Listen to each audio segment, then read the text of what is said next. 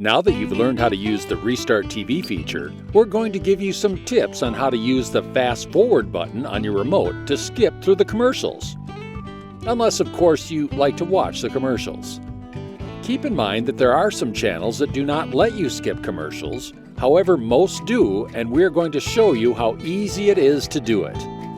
After you have restarted a channel or have started a program that you have previously recorded, when that program goes to a commercial break, by tapping the fast forward button once on your remote, your program will move forward in 30-second increments. So if a program commercial break is 4 minutes long, after 8 taps on fast forward, your program will be back from the commercial break. Now you might say pushing the fast forward button 8 times is too much work, but it takes less than a second to fast forward 30 seconds.